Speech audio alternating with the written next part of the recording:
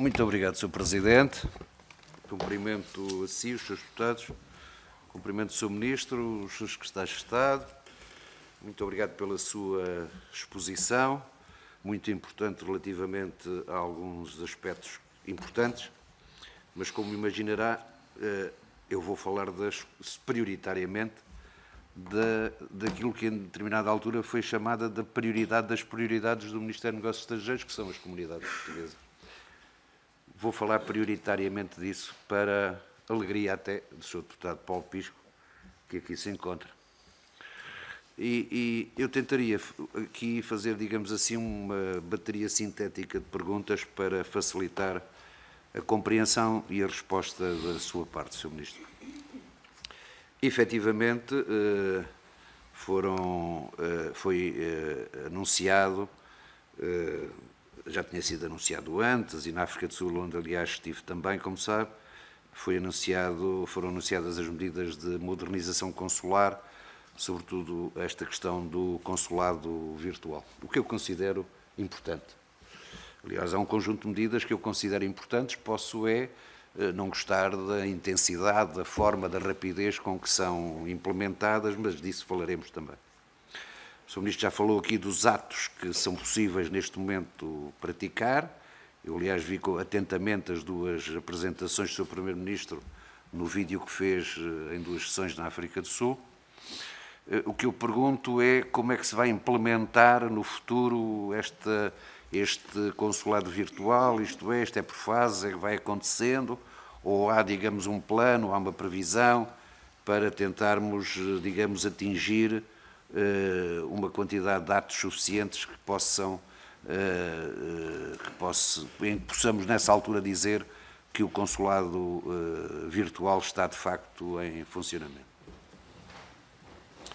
De facto, o consulado virtual vem, quer queiramos, quer não, e nós queremos, vem talvez ao encontro de um conjunto de expectativas para acelerar um conjunto de processos, mas eu já tenho dito e volto a repetir aqui, o grande problema é efetivamente a grande carência de recursos humanos dos consulados.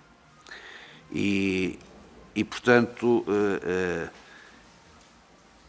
as dificuldades de agendamento que nós verificamos, e eu estive em Angola já depois de ter estado na África do Sul, o Sr. Ministro esteve antes do 10 de junho, eu depois do 10 de junho, no dia 12, estive em Luanda, estive em Angola, e congratulo-me com a visita que o Sr. Primeiro-Ministro e o Sr. Ministro fizeram a Angola e o conjunto de acordos que conseguiram firmar.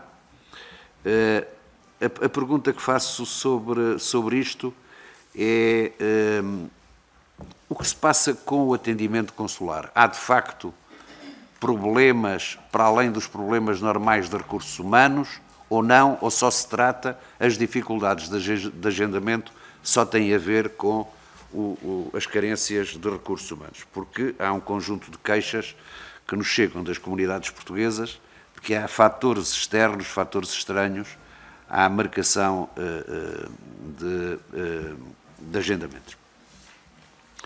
Depois da reorganização consular, ainda dentro desta área, gostaria de lhe perguntar o que é que está, tendo sido dito que o relatório da reorganização da rede consular está concluído, está feito, o que eu lhe perguntava era se estão a pensar em abrir novos postos consulares. Fico satisfeito também com o que se passou em Angola e com a possibilidade de se iniciar a construção do consulado em Benguela, depois de termos abandonado aquela instalação e estarmos agora praticamente que eu aliás visitei, em tempos, estarmos agora praticamente numa garagem. E fico contente por resolvermos este problema. Mas a pergunta é, vão abrir novos postos consulares? Quais os postos consulares que estão a pensar abrir? Se estão a pensar fechar alguns e se estão a pensar quais?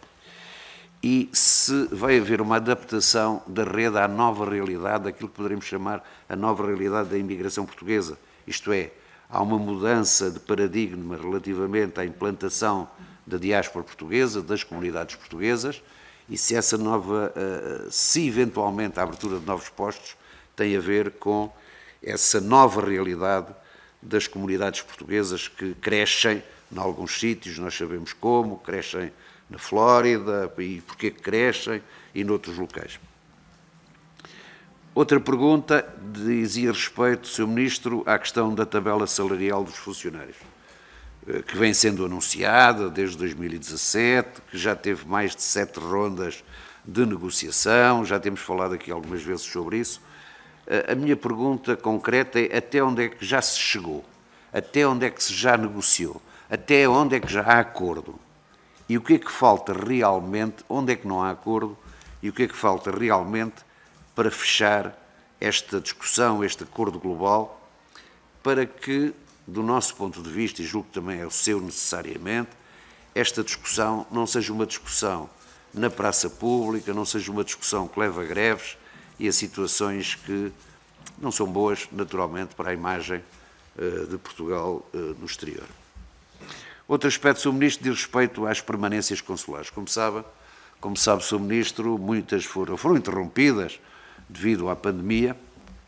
Do nosso ponto de vista, sobretudo onde há grandes distâncias, e nós sabemos que há países, a começar no Canadá e a terminar em África, onde há grandes distâncias entre os locais onde se encontram os portugueses e os consulados, as permanências consulares são fundamentais para, sei lá, no consulado de Joanesburgo, que dá apoio ao Botsuana, que está a 1500 km, enfim, é difícil irem do Botsuana a Joanesburgo. E, portanto, importantes as permanências consulares. Qual é o ponto da situação das permanências consulares? Já se recuperaram as permanências consulares? Isto é, já estamos a fazer permanências consulares em todos os locais?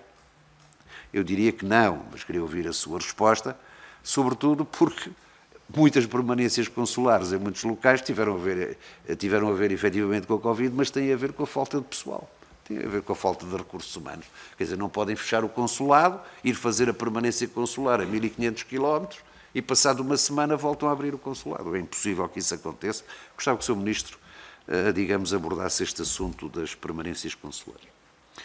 Depois, o reforço dos programas ASIC, o reforço do programa ASIC, como sabe, já foi também aqui abordado noutras alturas, há dificuldades sociais em países, nós sabemos, na própria África do Sul, na Venezuela e noutros, e se está o Estado português pronto para reforçar, em caso disso, o apoio a realidades que se podem tornar difíceis. O Sr. Ministro falou da Comunidade da África do Sul e eu reforço a importância da Comunidade da África do Sul, mas sabemos também que é uma comunidade que está com grandes dificuldades em muitas áreas, que aliás foram abordadas, e um dos aspectos diz respeito ao envelhecimento da comunidade portuguesa e à necessidade de um reforço do apoio social à comunidade portuguesa na África do Sul, e se está previsto, para além da Venezuela e da África do Sul, se estão previstos outros reforços noutros países em concreto,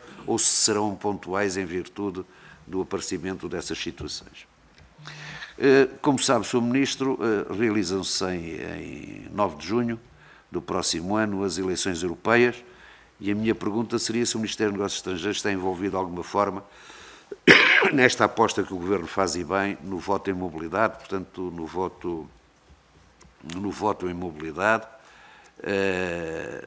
E eu volto aqui a fazer uma pergunta que lhe fiz, eu percebo não ter respondido a essa pergunta, mas eu não posso deixar de fazer a pergunta, que é uma pergunta que para mim é cara, que é a de se o Sr. Ministro concorda com a forma como neste momento decorrem as votações dos portugueses que vivem no exterior, isto é, se este método que existe atualmente do envelope que não chega ou do voto presencial em que os portugueses não se inscreveram, se é a forma melhor de se votar, ou se nós temos, com toda a tranquilidade, de encontrar uma boa forma para que os 1.500.000 portugueses que vivem e têm a capacidade eleitoral possam votar. Eu volto-lhe a colocar esta pergunta, porque o Sr. Ministro, da última vez, quando eu fiz a pergunta, não respondeu.